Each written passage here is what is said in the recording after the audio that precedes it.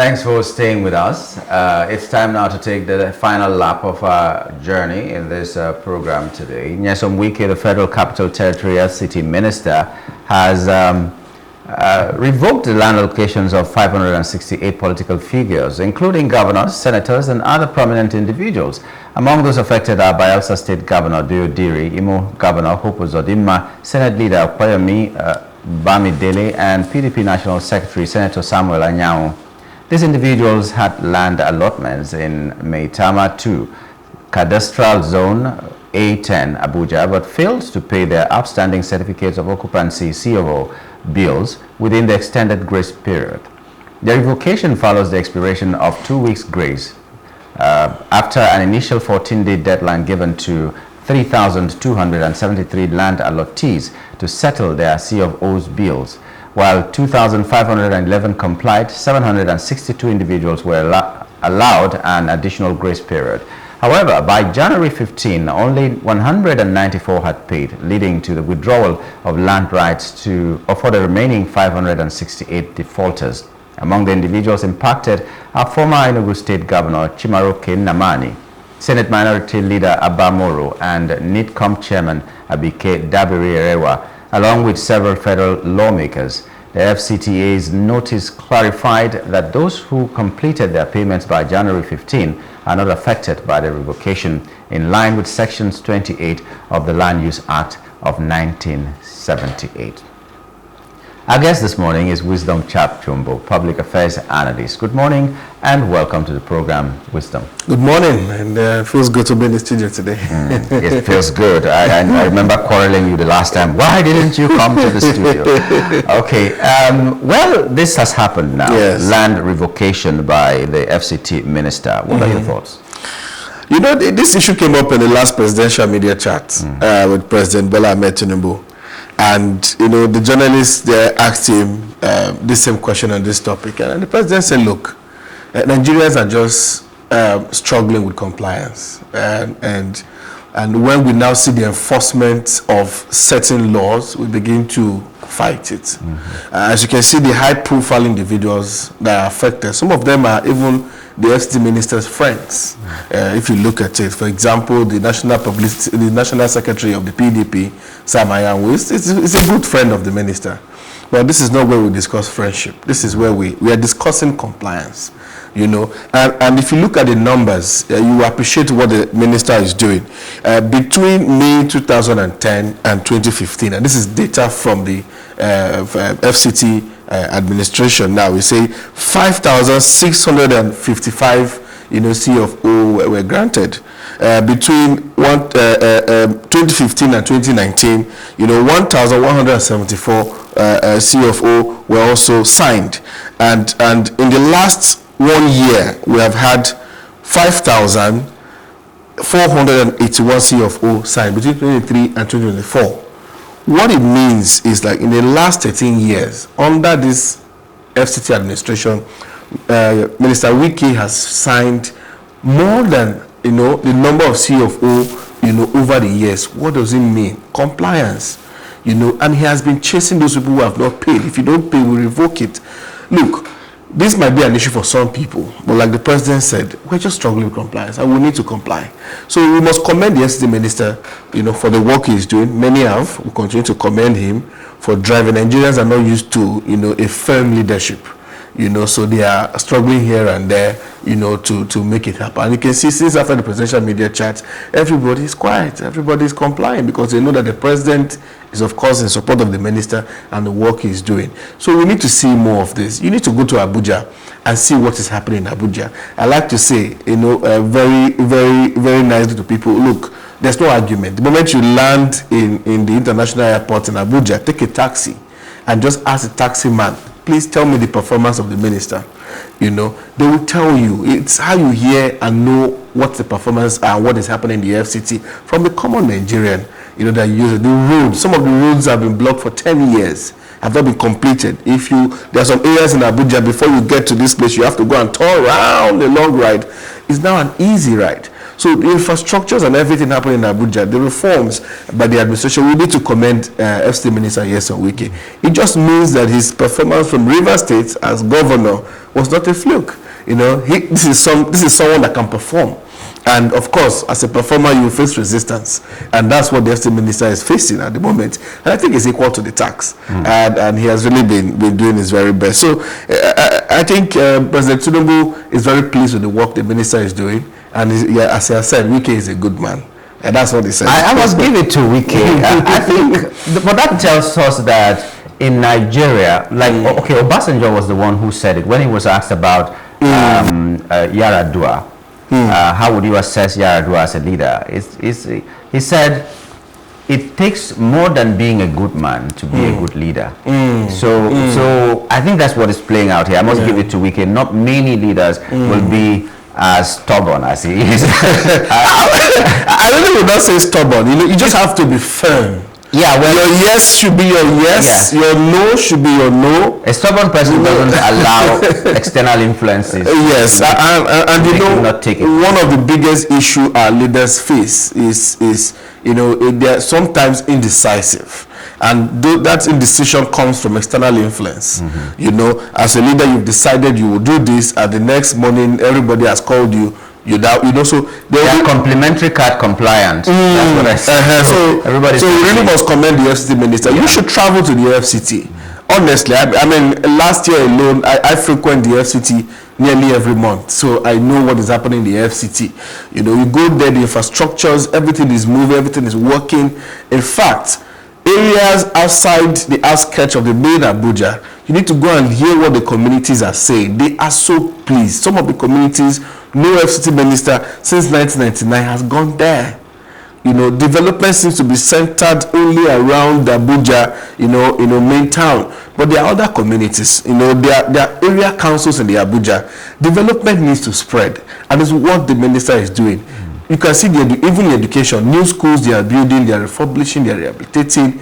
You need to go to the FCT. Everybody is pleased, unless you're blind. You can't see it. Then I'm sorry, but the FCT minister is indeed giving his very best. Okay, I like the glowing tributes you're paying to him right now, but we need to commend him, and wherever commendations should be given, it should be given as well. And I think everybody is seeing it. On the 27th of this month, the Arise News Network and This Day have awarded him, you know, the best performing minister under this administration. I think it's something we must indeed acknowledge. Yeah, I think he deserves it, but the fact that some people awarded someone and gave someone an award, in some cases doesn't really say that you are what they say you are. Awards are something for another day. But I think Wike deserves it. But what my wonder is that the high-profile people that have been mentioned, sitting and ex-governors, sitting ministers and ex-ministers, and so many other high-profile individuals in Nigeria, what is it about the C of O that is making it so difficult for them to comply? That's the issue. That's what the president was saying, that we struggle with compliance, and because you're a big man, you feel you can get away with it. So what you're supposed to pay, maybe you pay a fraction of it. Some of them are, in the last 10 years, you know, they've never even paid a kobo, you know. And I think the FCT administration published the entire, you know, details of these people and how much they are owing. If you look at the dailies, I mean, some of them are there. It's an issue of what happens a lot in Nigeria, you know. So it makes it look as if the laws are applicable to only the common man, and as a big man, you find your way around it, you know. And it's why governance is a big issue for us in this country. You can see the application of the law, you know, in different aspects of it. If me and you commit an offense now, the way they apply the law to us is different. For example, the law enforcement agencies, you know, we write to a big man and say we're inviting you, but me and you, they will come and break down our door and carry us. You know, these are some of the issues. It seems like application of the law is in different form, and it's something we need to stop. Nobody is bigger than the law.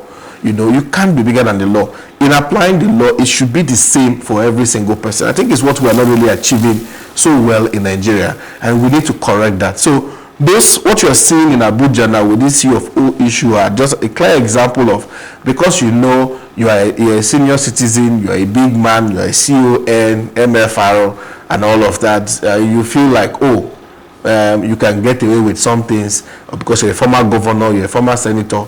You feel like the law applies to you differently. It's a notion we need to indeed correct, and I think it's what the FCT minister is trying to indeed enforce. Yeah, but getting land, I was hoping that when you get land within the first 1 year, you are supposed to get a C of O, and it doesn't happen that way. And sometimes in my experience, you get land from maybe a very remote area in a state, and you get that C of O coming from the governor. He needs to sign it and all that. Do you think decentralization of these issuance of C of O should not be done? And I think it's another issue that the FCT Minister Administration, under his leadership, they are also trying to correct. Now I think they've expedited action on the process, to even get the C of O in the first place. So if you pay all the available amount, I think they've given it a period of time which you can get this, unlike what it used to be before. It might take forever, which of course, let's not also throw that away, contributed to some of them, not also paying, what they need to pay on time. So all of those processes, I think I recall the FCT Minister's office has laid down some of the process. Maybe we can check that in the dailies, also to look at, some of those processes they've, worked on to make it even more faster, more simpler to make your payment, and you are sure you can get your C of O as at when due. So all of that will contribute to help improve the compliance process. And what are lessons that we can learn from this? Governors of other states should learn from this some Wike action as we wrap up. Be firm. I think be firm in your decisions. Be firm in your process. Apply the law, same with everybody. It should not be different for some people, and also adhere to the law, because one of the major issues a lot of governors are having, themselves are breaking the law that they're supposed to defend. That's part of the issue. So in applying the law, you need to apply it in the same way. Nobody should be bigger than it. So even if this person is your friend, this is the law, this is the process. Can we follow due process? We have a problem in this country of following due process. It's an issue. That's why when we go as Nigerians, when we leave the country, we struggle with virtually everything until we are forced, we have no choice than to begin to comply. So but in the traffic light, we break it, is green, is red, you move. Is green, so we don't even do the smallest of things. So there are issues for Nigerians, but as leaders, as governors, they need to ensure the application of the law, is the same, and they need to be decisive in their actions. Don't bend the law today because this person is your friend, and you act differently. It's one of the big issues we're having. So not just with the C of O, I think for other things, as other leaders can pick from this is, you can achieve a lot if indeed you follow through what the process should be. This is more or less a commendation segment for Nyesom Wike, but not just for him. It shows that beyond party lines, beyond sentiments and all that, a lot can be achieved in our country, and it is possible. Because before he came on and started doing all these things, it almost looked like it was not possible. But that means a lot of things are possible if the person in charge, the one person in charge, is having the political will to do what he needs to do. Wike may have his own problems, but in things that he's doing that deserve to be commended, we commend him. It's so bad that we can't even remember the last name of the last minister of FCT. That's how bad, or how good the work has been. When you cannot remember, can't remember the name of the last minister, Director General of the National Orientation Agency, then what do you expect? But and despite all the distraction also coming from his home state, it's a problem. But congratulations, Wike. You're doing Nigeria proud. You're telling us that a lot of things are possible, and we hope that others, like Jumbo has said, can borrow a leaf from you and be firm and not just rely on what message is carried by one complimentary card. One big man has said, you should do this, you should do that. And anyway, well, that's how much we can go today. And we'd like to thank you for coming live on the show. And we hope that you continue doing that. This is a new year. We never agree for anybody. We never agree. So we want to... Well, we've been talking with Wisdom Chapp, a public affairs analyst, and we'd like to say thank you to you for coming on the program. And that's how far we can go on the program this morning. We thank you too for being a part of our program this morning. Until we meet again next week, my name is Nyamgul Agaji. Bye for now.